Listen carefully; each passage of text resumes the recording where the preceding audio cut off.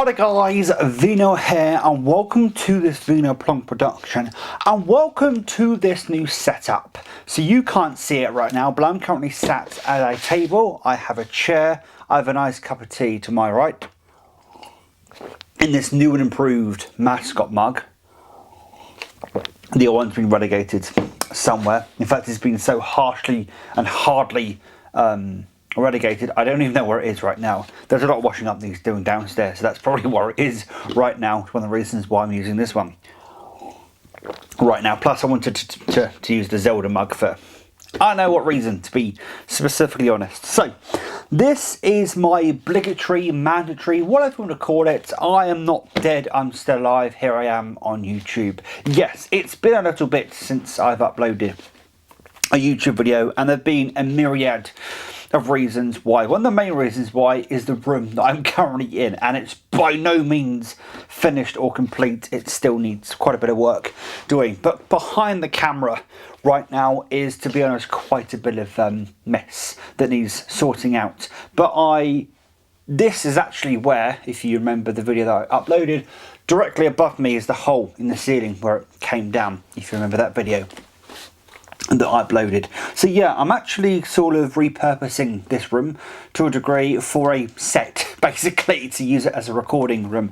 So I'm actually going to pan down a little bit and show you, yep, I have a table here. There's a Kita Fold and Go table that I got from work, and I also have a Kita Fold and Go chair that I'm currently sat upon, and I got these for cheap at work. So I thought, why not use them? Start using them in a YouTube video. Also, this is going to make my revisited series a lot easier, having a table here, and it's just going to make all sorts of things a lot easier, having a table and a chair to sit on and just having something set up ready to go. Camera, softbox light, all that kind of stuff, mic, it all works pretty damn well. I am actually off work next week, so I'm going to aim to clear up the rest of the behind the camera, move some things back a bit so I've got a bit of space to maneuver, because one thing I want to be able to do is close the door, and right now I can't. And also directly in the doorway is the softbox light. Now the door to the landing is open right now to my right, and it's a bit disconcerting to have an open door there, but hey ho, I am home alone, so hey ho, it is what it is. So there are a few things to talk about. First of all is this on my wrist. I now have a smartwatch. This is the Moto 360 third generation. I'll be talking about that in a video at some point. My dad got the Galaxy Gear 4. I think they call it the Galaxy Gear or the Galaxy Watch 4, whatever it's now called. The Galaxy Watch 4 Classic. He's very happy with that watch. And of course, he would no longer need this watch. This was his watch. So we did a deal, and I now have this watch. Love it to bits. My dad actually said before I got this watch that once you get a smartwatch, you're not going to want to get rid of it. And I can see what he means by that. So yeah, I'm going to do a short little DVD update of sorts, just give you a bit of a preview on some things that are coming to the channel very, very soon. In fact, one of these sets I'm strongly considering recording a video right here, right now, but I'm going to wait a little bit and do it next week at some point. So the first thing, and this actually the set I want to talk about, is this. This is a Asian Transformers DVD release that released back in 2004. The reason why I want to do a video on this is because a lot of people confuse this for a bootleg set. This isn't actually a bootleg set. This is a legit Asian or Chinese release of Transformers on DVD. But so many people look this over on eBay, and you can get this for a really cheap price. I paid £10 for the set. And when I show it off in the video that's going to be dedicated to this set, you'll understand why I'm very amazed and surprised I got it for such a cheap price. And I'm very happy with that. Because that was for the Asian market release, I actually went through some of the bootlegs. Now I have here a Alias DVD set that I'm pretty damn certain is a bootleg, and I'm still pretty damn certain is a bootleg. However, it got me thinking, are there some things on eBay or some things we buy that we think are bootlegs that end up turning out to be legit releases? It's just because they're not we're not accustomed to them or used to them, we think they're a bootleg. And I may do a series on that, because this is actually not a bad little set piece to put on your shelf for the Alias set. This is modelled after the US Rambaldi set. Now goes for $200-300 on eBay easily. Unfortunately, mine ripped the other day when I was playing around with it. But this is actually not a bad release. I also have a bootleg release of The Wire on DVD. Plus, I do have some Robotech DVDs that at the time I thought they were bootleg, but I actually think they were just released for the Asian market, and I thought they were bootleg, and I'll be showing those off alongside when I do my... So I'll be doing a in-depth video on this set, and then be doing a for the Asian markets, sort of talking about differences between an actual bootleg set versus something that may be for the Asian market.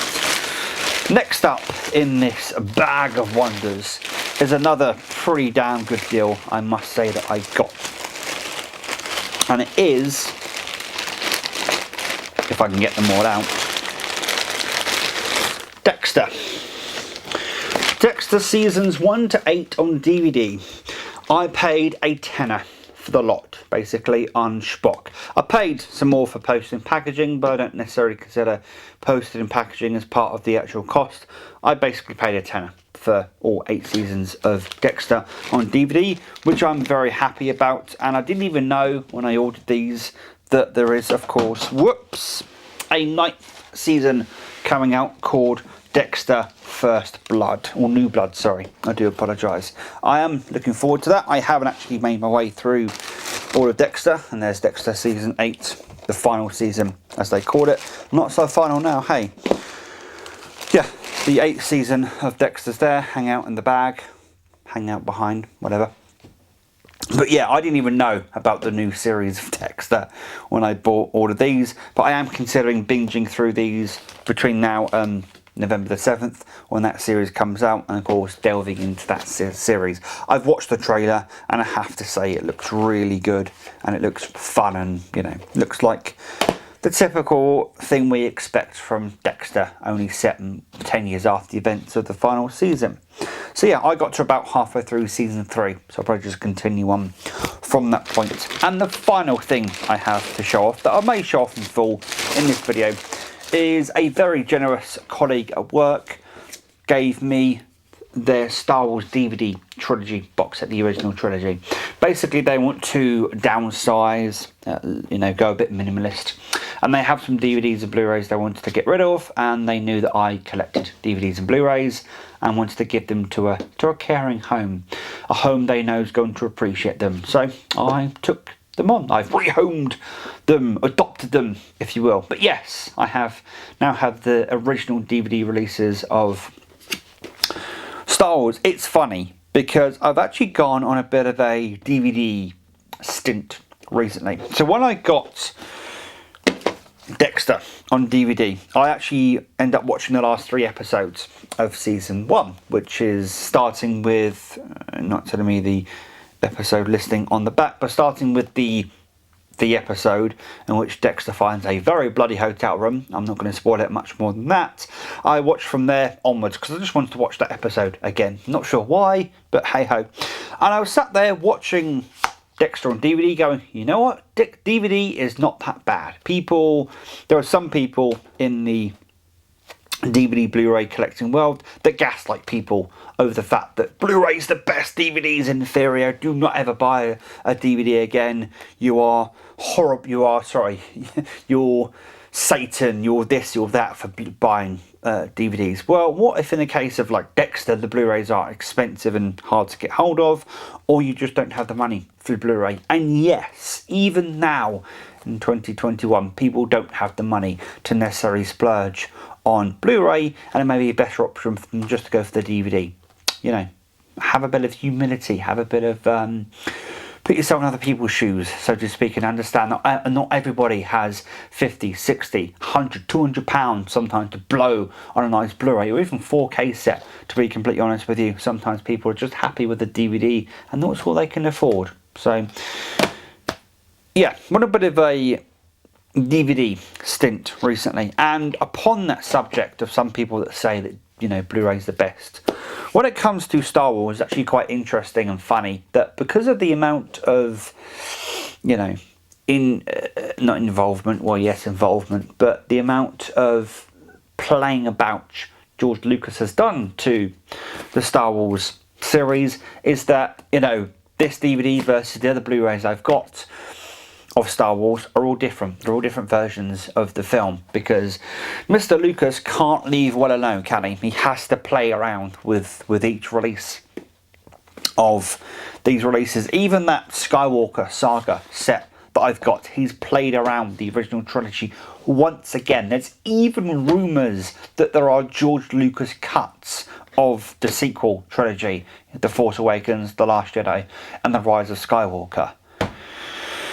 I think the whole world's gone mad when it comes to different cuts and all that kind of stuff. And I don't know if we'll ever see the George Lucas cuts. I would like to see them, to be completely honest, to see what Lucas's vision of the sequel trilogy, 2 seconds, would have been. But at the same token, the amount he messes around with everything, I'm not sure that's necessarily a good idea. But, you know, the versions of the films that are on these DVDs are actually different to the versions I have on any of the Blu-rays downstairs because of how much fiddling about Lucas does with the films. But anyway, if you haven't seen the set, I've shown you the outer box quite a bit. You then got the inner box here, and you got the slimline cases there, not slimline, just standard dual cases. I'm not going to open them all up, but there's A New Hope. And then inside is, of course, the disc. There you go. So what I'm actually going to do at some point, and probably will record it, is do a comparison between the DVDs, these DVDs, and the Blu-rays that I have.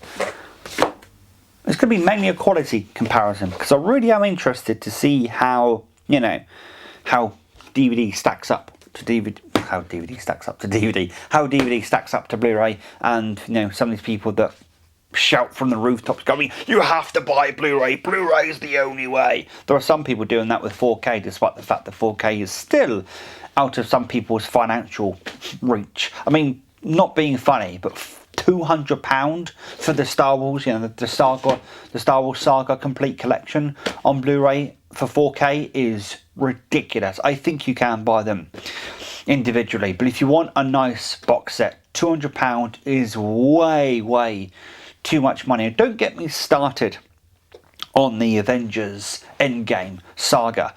£300 or £400 on 4K, and it's not even worth it to get it on 4K because all of the renders for the CG are all done in 2K, so you're not actually getting that good of a, yeah. So